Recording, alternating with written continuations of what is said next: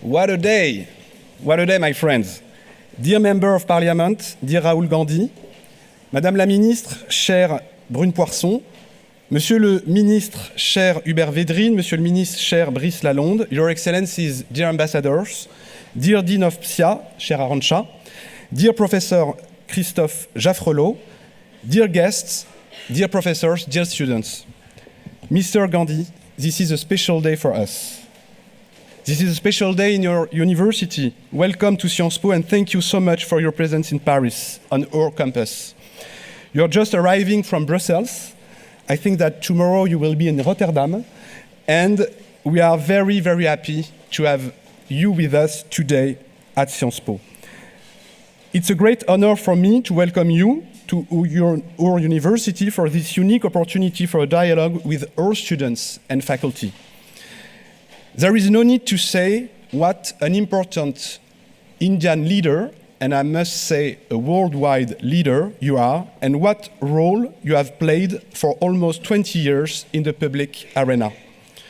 You currently serve as a member of the Indian Parliament from Kerala, and you used to serve as the president of the Congress Party, today's main opposition party to the party in power. You are one of the most important voices in today's India, and you have emerged as a strong voice on the wider international scope. And I have to say, I must admit that I'm also very impressed by your 25 million followers on X, formerly Twitter. Thank you for coming to Sciences Po at this very specific moment of time. We are very much aware of everything you went through in the last month. You are also visiting us on the eve of the G20 summit hosted in Delhi, while BRICS have just extended their network to 6 new countries. The key role of India grows every day, and we are delighted to offer our students the unique opportunity to listen to you and exchange with you, along with Professor Jaffrelot and Dean Gonzalez. My dear friends, again, Mr. Gandhi, thank you for choosing Sciences Po during your short visit to France. We all look forward to this 90 minutes with you. Thank you very much. Tani Ya Vad. Thank you.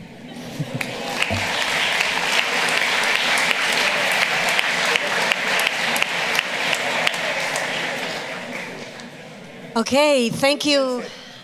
Thank you very much, Matthias. This was a very good way to start what we hope would be a great dialogue.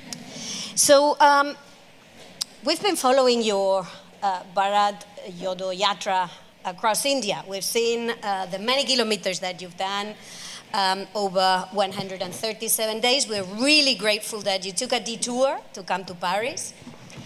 And the first question I would have for you is, we look at India and we see a country whose economy is growing, a country which creates technology, that innovates, but also a country with millions of people still in extreme poverty. So what is it that needs to be done to make sure that all these citizens are not left behind, that they also enjoy the benefits of this global progress? I mean, that's a very complicated question. First of all, thank you for having me here. It's an honor to be here. I'd rather be sitting there, frankly, but I don't have that choice anymore. Thank you for your time. India in our constitution is defined as India, that is Bharat, a union of states.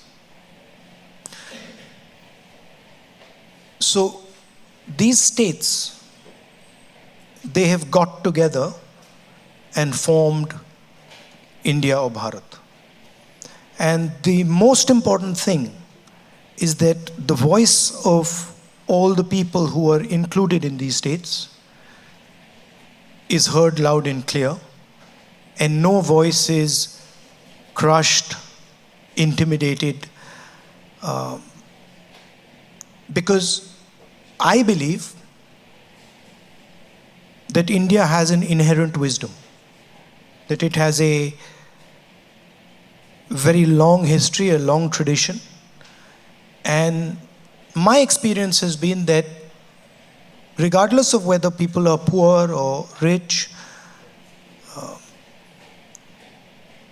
they have a sense of what India should be doing and where it should be going. So to me, the first step is protecting that voice and making sure that the institutions, the structures that protect that voice are working and are defended. That's where the whole thing begins. And I state that because when we use words like democracy, what we're actually talking about is the voice of people.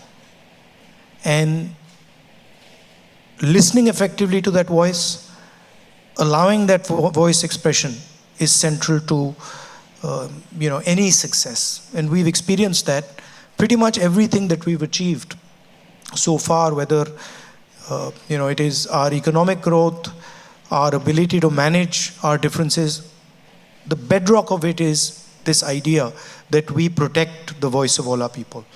And our leader, Mahatma Gandhi, said it best when he said that the most important voice is the one that's last in the line. It's the most difficult voice to protect. And a nation that is doing that will succeed.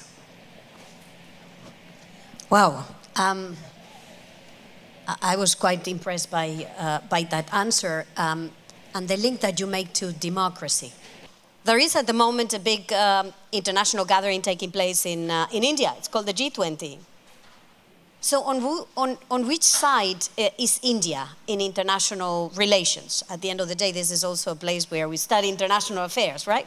So on whose side is India? There was a leader in India once, and they were asked, on whose side are you? Do you lean left or do you lean right? And she said, no, we stand straight in the middle.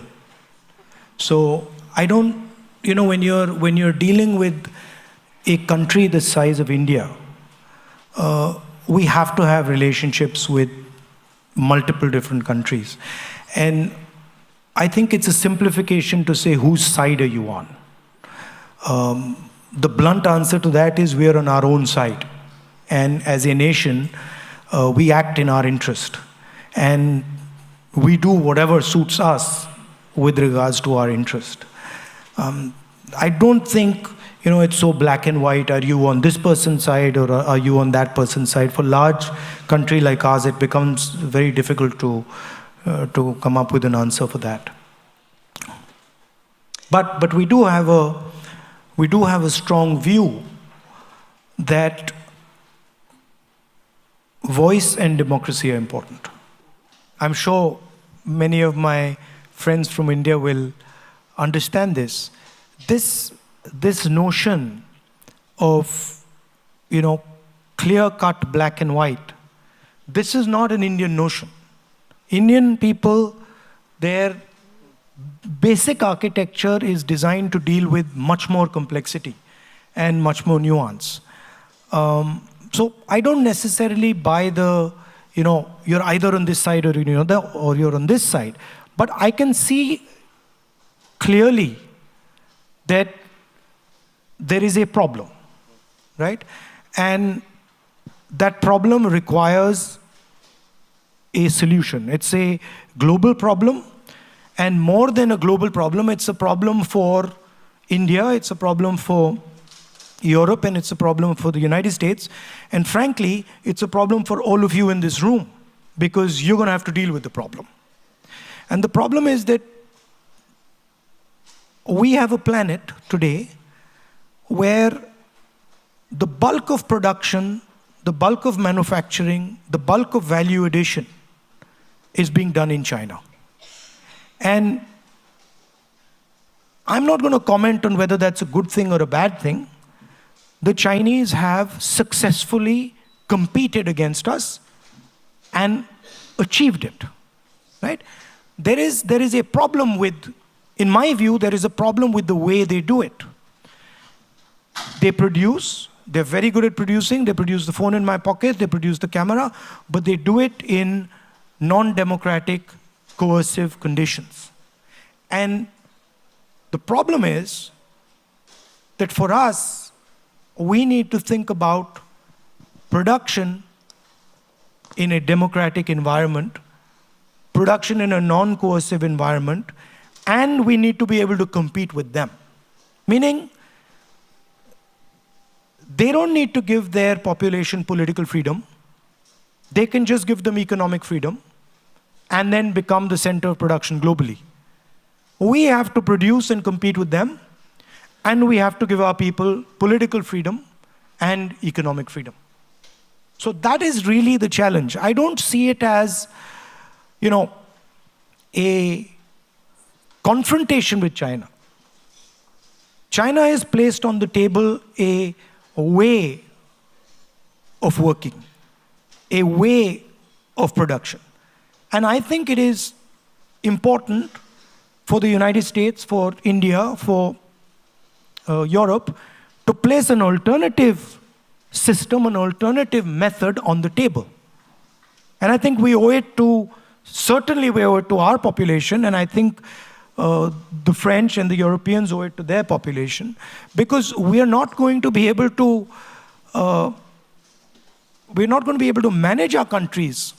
We're not going to be able to give students like you jobs without doing that. So to me, it's an opportunity to say, can we produce in democratic structures, within democratic frameworks? Lady over there. Hi, can you hear me? Yeah. My name is Lydia Jaikumar. I want to ask about the violence against minorities in India. In particular, because this is close to my heart, violence, caste atrocities in India. Every day we hear, people from the Dalit community killed or violence against them because they went to a wedding, because they went to the school, because they, things that are our rights, just because we're, accessing it, there's violence against people in the Dalit community. What do you think needs to be done? Because it's societal, but it's also institutional, and it seems like there is no answer to it and there is no help from it. So. No, I think it needs to be combated. I think it requires a political imagination, and I think it is very important that it is done. What the BJP and the RSS are trying to do, the heart of what they're trying to do, is trying to stop the expression, the participation of lower castes, other backward castes, tribals, and minority communities. And for me, in India, where a Dalit person or a Muslim person, tribal person, upper caste person, anybody is being mistreated, is being attacked, is not the India I want. So I think it's very important that this question is taken head on, but I don't think that the type of political imagination that is required is currently there. It ebbs and flows. So you have these movements, you have this expression, and then they ebb away. And I think we're at one of those points where they've sort of ebbed away, and we need to reconstruct the political imagination that will, solve the problem you're talking about. For me, this is the central problem in India. This is bigger than any other problem. Thank you. Gentleman over there. Hi, thank you for the conversation. My name is Tanishq Saha, and I guess I had a question related to a term you used earlier on in the speech, Bharat. And there is a lot of discussion going around social media right now with a potential renaming, rebranding, whatever you might call it. But does this kind of change of a more popular name? We all know India has been named Bharat since its inception, but is there a point or some value to be derived in changing this name in the international perspective, in the weight we can bring to discussions, to be on our own side as you speak? Well, the Constitution actually uses both names, right? So the line in the Constitution is the line I started with. India, that is Bharat, is a union of states. So I don't really see a problem there. Both words are perfectly acceptable. But I think maybe we irritated the government a little bit because we named our coalition India, so that got them all heated up. And now they've decided to change the name of the country. I mean, you know how these things are. I mean, we could always give our coalition a second name as well. So, I don't think it'll solve the purpose. But people act in strange ways. What do you think about it? I personally believe it might not be the best thing to focus on right now, especially given that the country is at the lens, it's at the focus of this big summit that's taking place. World leaders are there to discuss so many different issues. Personally, I found that it could have been something that could be tabled for a later moment if it was necessary, and I don't know, focus about issues inside and other issues. You're right, but there is something deeper that is going on, which is that people who want to change the name of anything are basically trying to deny history, right? The fact of the matter is, whether we like it or we don't like it, we have a history. We were ruled by the British. We fought the British. We defeated the British, right? I'm sure the English don't like it, but English is spoken by more Indians than English people. It's our language, more than theirs. Right? And we speak it in our own way. We twist it and we turn it maybe in ways they don't like. So the English that is spoken in India is actually a different expression, right, that is spoken in England. Embedded in that English is a huge history, a lot of pain, a lot of happiness, imagination, struggle. Those things are embedded. And the people who want to change the name want to erase that. They don't want that the history of our country is known to our future generation. It disturbs them. Right? I believe that we should accept our history. If we were ruled by the British for 100, 200 years, okay, we dealt with it, and let's move on. So it's a deeper question. Thank you. We're going to go up there. Hello, my name is Lydia Bilali. I am a student here at Sciences Po.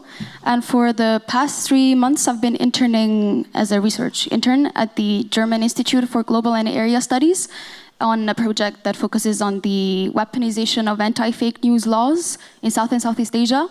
And I've been researching a lot of dozens and dozens of cases of journalists in India that have been targeted and silenced and punished by using the Indian Penal Code. So with this consideration, my question is double. So firstly, how can we continue justifying and saying that India is the largest and biggest democracy in the world? And two, what is the opposition doing to help these civil society members? Thank you. I mean, I walked across the country 4,000 kilometers to raise some of these issues. What you're saying is absolutely correct. There is a tendency now to intimidate, to threaten, not just members of civil society. I have 24 cases on me. I've got a criminal defamation judgment against me. The first time in Indian history that somebody has been given the maximum sentence for criminal defamation. Very convenient that I needed the exact number of days that they gave me to be disqualified. So we are dealing with this issue. The democratic expression is deeply embedded in India.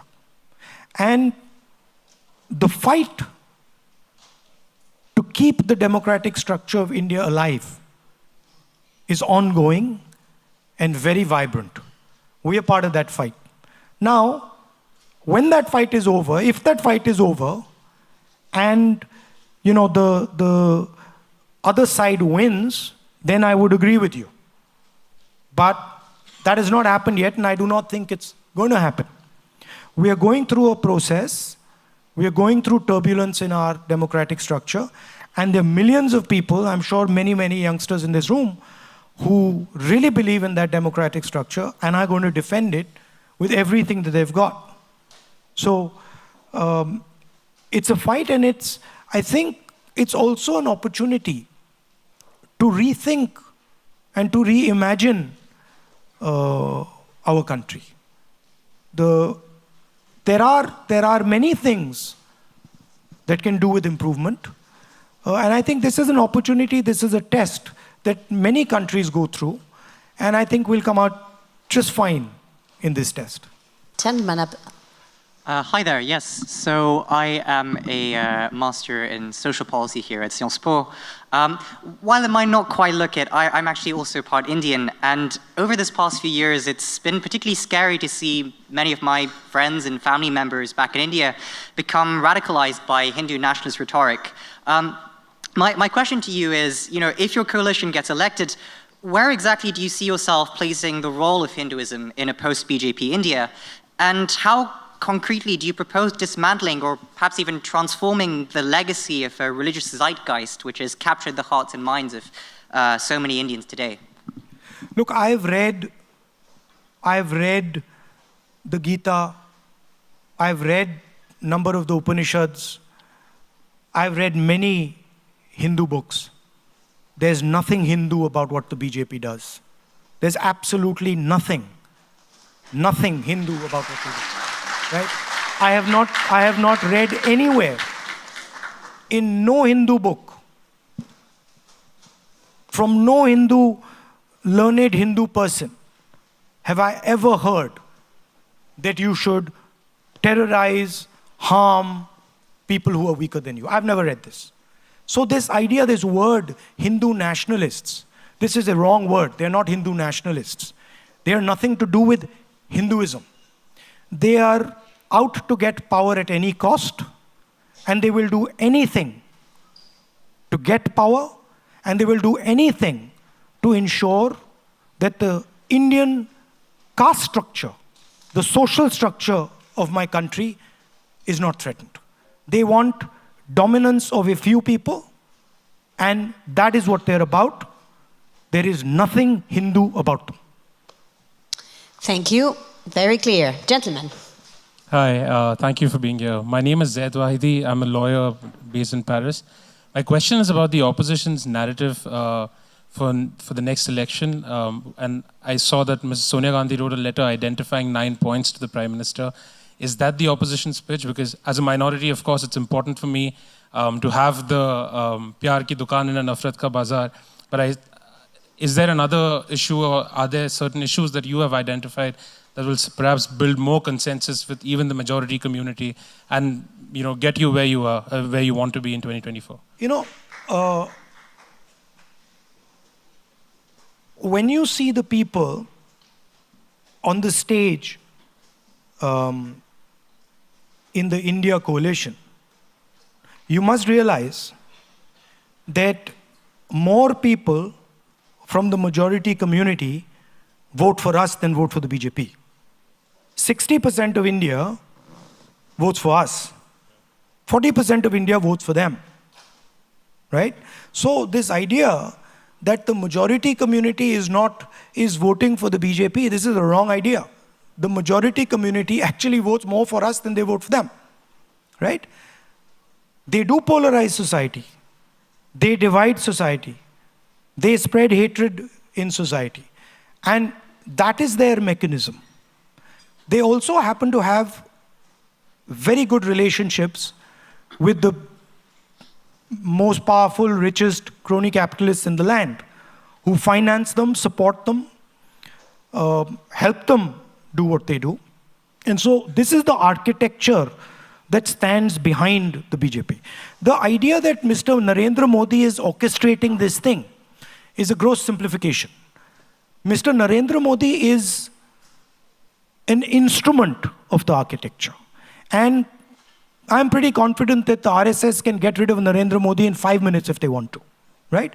It is a structure that is doing this. And that structure is now a threat to Indian democracy. So we are committed to fighting that structure. What are the broader elements? The first thing is the gross inequality that is taking place in India, right? Few business people who are billionaires. The third richest person on the planet was Indian, and 90% of India going back into poverty, right? So that's the first thing. The second thing is we have to solve what I was talking about earlier. We keep talking about economic growth. You read the newspapers about economic growth, right? Have you ever read in the newspaper next to the economic growth question, the employment question? Has anybody in the newspaper said, wait a minute, we are growing at 7%, 8%, but we have the highest unemployment rate in 40 years? That's a much more interesting question to me. Because we can grow at 9% and give none of you jobs. Right? That's what's happening. Right? So that's the second big question. And the third question that is very close to my heart is the large mass, the real power of India is in the lower castes, the other backward castes, these communities. And they are not given any space in the governance of India. They're not given any space in corporate India. They're not given any space anywhere. And that to me is a crime. So those would be the central thrusts of how we would think about it. The final thing I would say is that one way to look at India is that it is making a transition from rural to urban. And the largest migration of people from rural to urban in human history ever is taking place in India and China, right? And if we're going to be making this transition, this is a frightening transition for a lot of people. So we need to give them the basic minimum architecture to make this transition safely. What does that mean? That we spend a serious amount of money on education, we spend a serious amount of money on healthcare, that government does not abrogate responsibility for healthcare and education, and that we provide a minimum floor where India commits to all its people that no matter what happens, you can simply not go below that floor. We will give you a minimum income below which no matter what happens, you're not going to go. But when I talk to students, especially the Indian students here, and the students who are not from India, the injustice that the caste system in India does, the pain and trauma that the caste system in India causes, is beyond anything I know anywhere else in the world. And so I see my politics as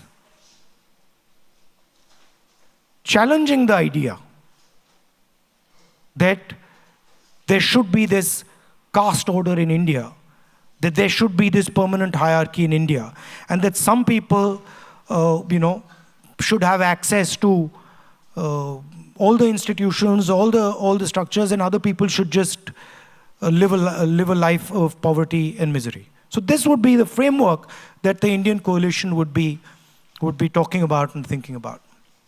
Thank you. Gentleman over there. Thank you, ma'am. And by the way, when I said minimum floor, I didn't only mean financial floor.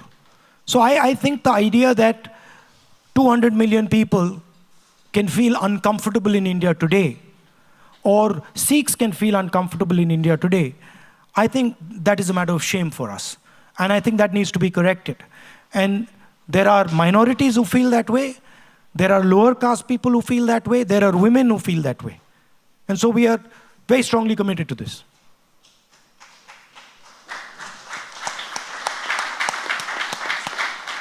Good evening, Mr. Gandhi. My name is Smriti Bhatt, and I'm a master's student from Social Policy and Social Innovation. As you already have answered partly my questions, I will try to keep it short. The place in Delhi which is being, where people are being mobilized in lieu of G20 is Badarpur, where you plan to go. The slum? G20. Yeah, okay. Where they have been, their slum been broken. Yeah. You plan to go there, so I'm just like letting you know the name of the place. They'll be very annoyed with you, by the way. It's okay. Yeah. It's okay. In all honesty and humility, I wish to ask you if there is a defined secularism or a future of defined secularism in the country. If the party comes to power in the next elections, how do you specifically counter the hate and the chest thumping that has happened in the past few years regarding religion and education? And you can choose to answer whichever. You know,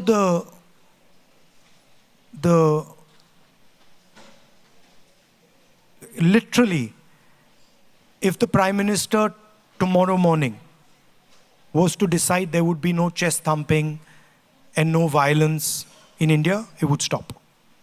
It is the direction that the leadership of the country gives, the imagination that the leadership of a country gives, that shapes people. The feeling right now is that you can do whatever you want and nothing's going to happen to you, right?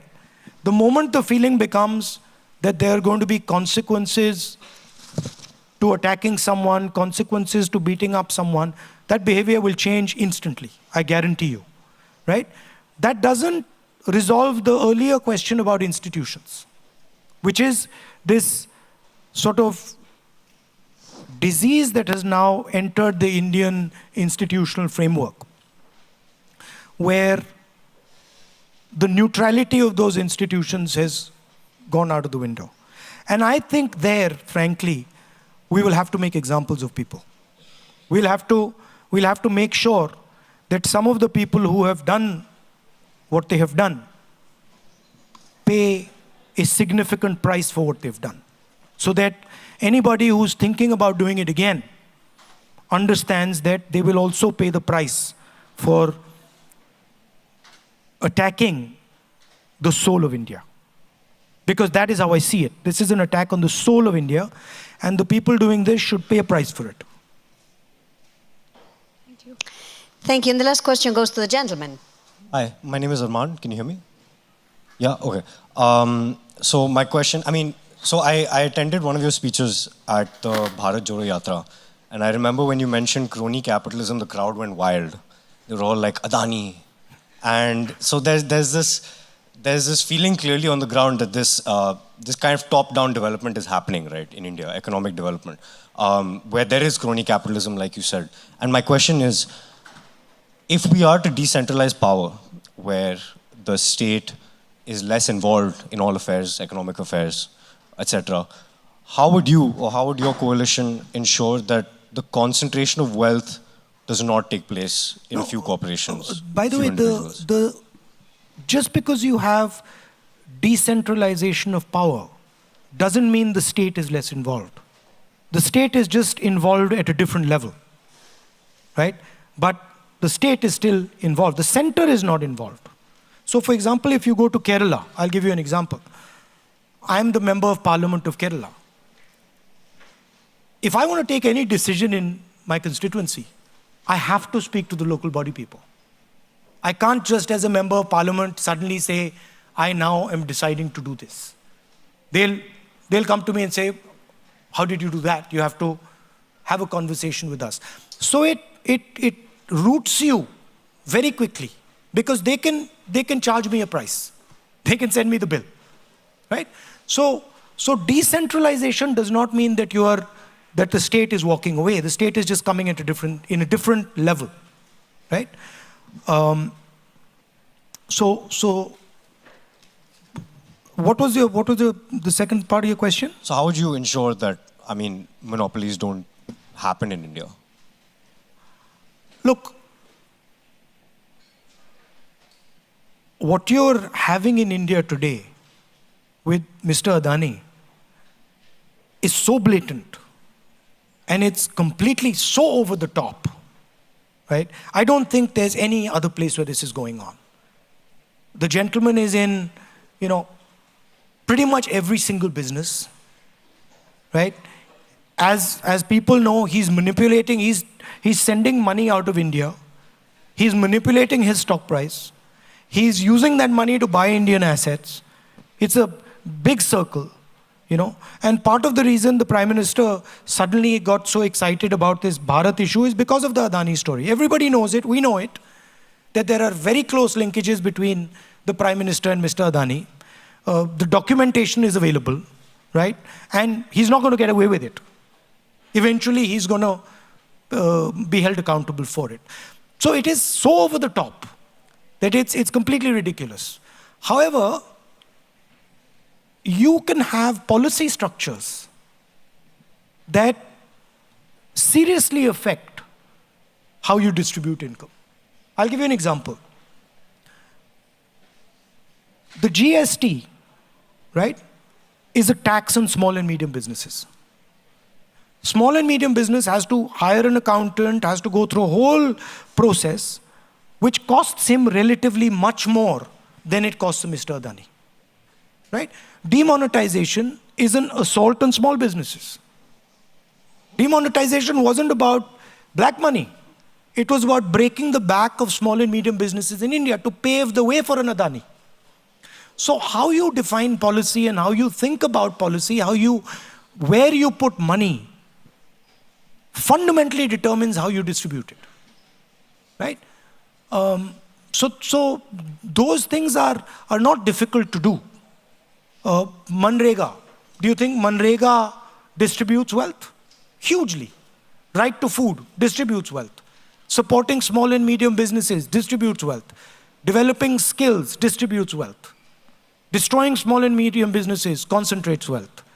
GST applied the way it is concentrates wealth. What you did during COVID concentrates wealth. Giving a free pass to every large business guy and forgiving their loans and not forgiving the loans of farmers concentrates wealth. So what you do is very clear. It's not complicated. And we have a history of doing it. Can I have the last So question, as we're coming to an end, I wanted to see if you had a recommendation or a parting message for these students. At the end of the day, you're the chairman. This is quite an unfair process here because I've been asked, I don't know how many questions, and I'm not allowed to ask even one question. But that's the nature of the game. So I would quite like to know from the students here. I mean, I didn't study in Paris. I studied in the US and in England. What is it like to study here?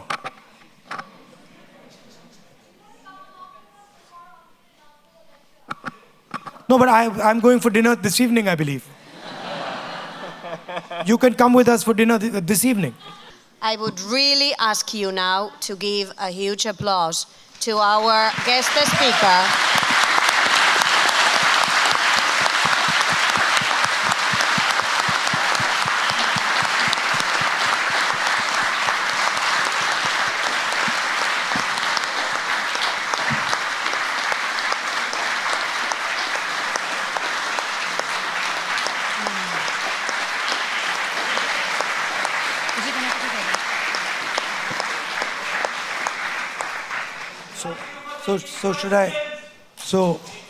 So should I conclude?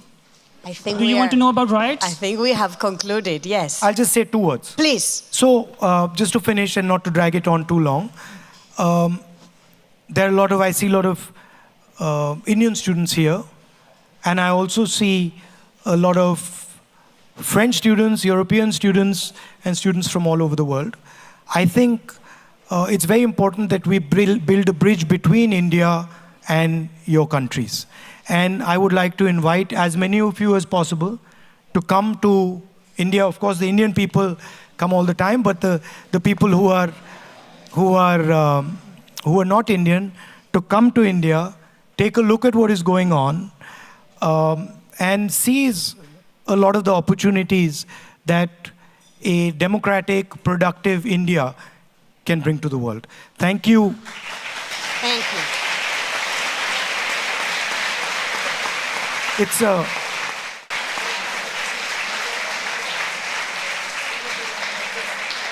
It's a chaotic and fun place. So do come. And if there's anything we can help you with, especially the Indian students, please let us know. I'm happy to come and try your restaurant with you if you want. Thank you.